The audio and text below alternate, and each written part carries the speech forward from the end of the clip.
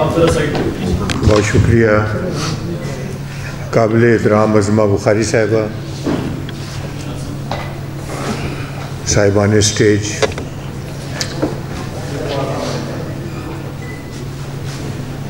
کچھ بے ربط سی باتیں ہیں جن میں تھوڑی سی ہسٹری ہے، وہ میں کرنا چاہوں گا اس وقت۔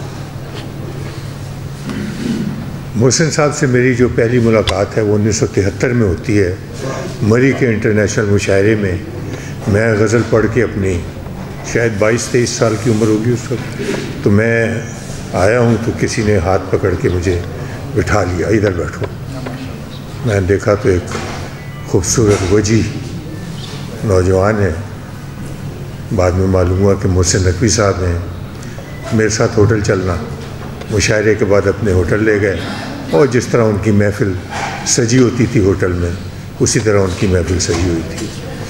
1978 میں پھر سرکاری نوکری کے سلسلے میں لاہور آ گیا، تو سب سے پہلے حاضری دی نجف رضا پہ، 192 نشتر بلاک نجف رضا پہ حاضری وہاں دی۔ تو کہنے لگے کہ میری کتاب ایک بندے قبا شائع ہو چکی ہے جس سے میں خوش نہیں ہوں، اور اب میرے پاس جو کلام ہے اس کا عنوان ہے برگ صحرا، اور میں چاہتا ہوں کہ یہ کتاب بہت شان سے شائع ہو، اور تمہاری شہرت ہے کہ تم خوبصورت کتابیں شائع کرتے ہو۔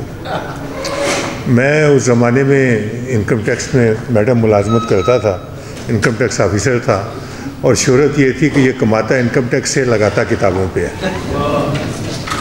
تو میں نے کہا جی ضرور کتاب شائع کریں گے۔ مسودہ آ گیا۔ محمد حسین شاہ صاحب، ہسٹری ہے یہ ساری، محمد حسین شاہ صاحب جن کی تربیت کی تھی قاسمی صاحب نے، احمد ندیم قاسمی نے، اور محمد طفیل صاحب نے، ان کے پاس حاضری دی کہ آپ کتابت کر دیں۔ انہوں نے کتابت کر دی۔ ان کی تخصیص یہ تھی کہ وہ اتنی خوبصورتی سے کتابت کرتے تھے کہ شاعر کو بھی اپنی شاعری سے پیار ہو جاتا تھا۔ اس کے بعد طباعت کا مرحلہ پیش آیا، تو محمد طفیل، محمد نقوش جو تھے، ان کے پاس حاضری دی۔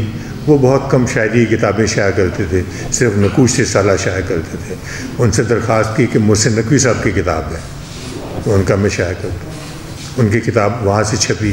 اس کے بعد جلد بندی کا مرحلہ پیش آیا، تو اب دیکھا کہ ہم جس سے جلد کرا رہے ہیں وہ ایک عام سا جلد ساز ہے، اتنا خاص نہیں ہے، پتہ کریں کہ بہت اچھا جلد ساز کون ہے۔ ان کا کہ پرانی انارکلی میں ایک صاحب ہیں بزرگ، لیکن وہ صرف قرآن پاک جلد کرتے ہیں، اس کے علاوہ کوئی کتاب جلد نہیں کرتے، اور وہ نہیں مانتے کسی بھی صورت، ان کو پیسوں کی لالچ بھی نہیں ہے۔ اگلے روز ان کے پاس ایک چھوٹا سا نوٹس پہنچ گیا انکم ٹیکس کا۔ وہ صاحب گھبرائے ہوئے، کانپتے ہوئے آئے، جی مجھ سے کیا غلطی ہوئی ہے؟ تو ان سے عرض کی کہ کوئی غلطی آپ سے نہیں ہوئی، صرف ایک چھوٹا سا کام ہے، ایک کتاب کی جلد کرانی ہے، پیسے بھی جتنے آپ کہیں گے آپ کو ملیں گے، جتنے پیسے آپ کو کہیں گے ملیں گے۔ معلوم ہوا تھا کہ آپ قرآن پاک کے علاوہ کسی کتاب کی جلد نہیں کرتے، کرم فرمائیے اس کتاب کی جلد کر دیں۔ قرآن پاک تو نہیں ہے لیکن قرآن ناطق ہے یہ بھی۔ انہوں نے کتاب کی جلد کر دی، برگ صحرا آ گئی۔ اس کا ٹائٹل مرحوم اسلم کمال نے ڈیزائن کیا، اس کے اندر ڈیکوریشن مرحوم اسلم کمال نے کی۔ 3 پتیاں بنائیں، 3 پتیاں بنائیں، 2 گرین رنگ کی، 1 زرد رنگ کی، وہ برگ صحرا، سیلف ایکسپلیٹری۔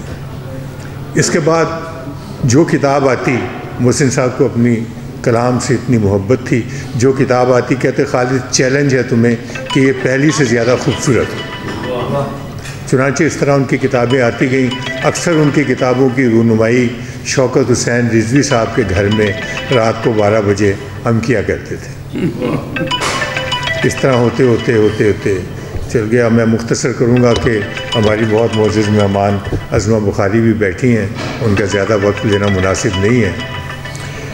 جس روز ان کی شہادت ہوئی ہے اس روز کی بات یہ ہے کہ میری رہائش تھی رچنا بلاک میں اور یہ نشتر میں رہتے تھے۔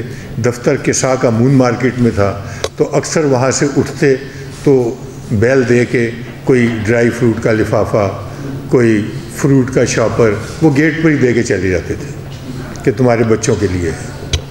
جس روز ان کی شہادت ہوئی ہے، میری وائف بچوں کو لے کے مون مارکیٹ گئی ہوئی تھی اور وہ کسی دکان میں بچوں کے لیے کوئی اسٹیشنری وغیرہ کی خریداری کر رہی تھی۔ تو جب وہ خریداری مکمل ہو گئی تو پیسے دینے لگی، تو دکاندار نے کہا کہ نہیں جی، وہ تو شاہ صاحب گزرے ہیں اور اشارہ کر گئے کہ پیسے نہیں لینے۔ اب وہ کہہ رہی بھائی پیسوں کے، نہیں شاہ صاحب اشارہ کر گئے پیسے نہیں لینے۔ یہ اس وقت جا رہے تھے دفتر اپنے، اور شام کو جب ہمیں اطلاع ملی ہے ان کی شہادت کی، حسن رضوی صاحب جو جنگ میں تھے، انہوں نے روتے ہوئے فون کیا کہ شہید ہو گئے ہیں۔ ہم پہنچے میو ہاسپٹل، لاش وصول کی، بس پھر کیا تھا۔ میں نے جیسے پہلے کہا تھا کہ بے ربط سی باتیں ہیں جو آپ کے سامنے میں کر رہا ہوں۔ میں فرانس میں تھا اسد رضوی صاحب کے گھر، جو اس کے میزبان ہیں آج کی تقریب کے، رضا عباس نقوی نے کہا کہ میں خالد صاحب کے پیچھے تھا، یہ ہاتھ نہیں آتے تھے۔ تو میں عرض کروں گا کہ ممکن نہیں ہے کہ میری سانس چل رہی ہو اور محسن نقوی کا کہیں تذکرہ ہو اور میں وہاں نہ پہنچوں۔ تو فرانس میں تھا تو اسد رضوی کے پاس ہی ٹھہرا ہوا تھا میں، تو اسد نے مجھے کہا کہ خالد بھائی ایک تقریب ہے تو میں امام بارگاہ ہو کے آتا ہوں۔ تو میں نے کہا مجھے منع ہے وہاں جانا؟ کہنے لگے نہیں، اگر آپ چلنا چاہتے ہیں تو بسم اللہ آپ بھی چلیے۔ میں نے کہا 5 منٹ میں تیار ہوتا ہوں۔ میں تیار ہونے گیا تو 2 رباعیات اس طرح اتری کہ مجھے پہلے یقین نہیں تھا کہ شعر کا نزول بھی ہوتا ہے۔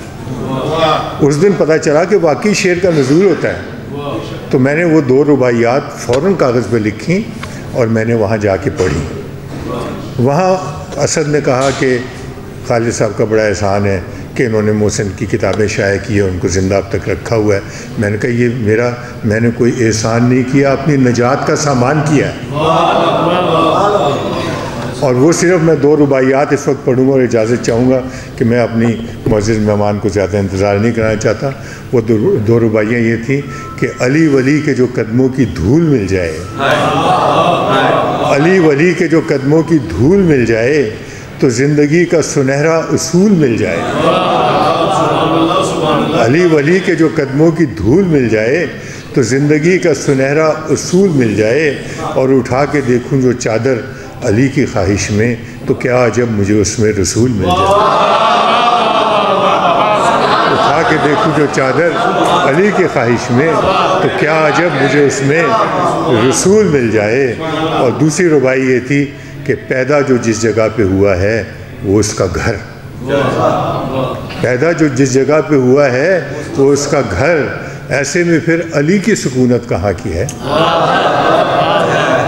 پیدا جو جس جگہ پہ ہوا ہے وہ اس کا گھر، ایسے میں پھر علی کی سکونت کہاں کی ہے۔ کعبے کا نام لکھ کے گزارش وہاں پہ بھیج، خط اس جگہ پہ جائے ولادت جہاں کی ہے۔ کعبے کا نام لکھ کے گزارش وہاں پہ بھیج، خط اس جگہ پہ جائے ولادت جہاں کی ہے۔ آج کے لیے بس اتنا ہی، باقی آئندہ۔ بہت شکریہ۔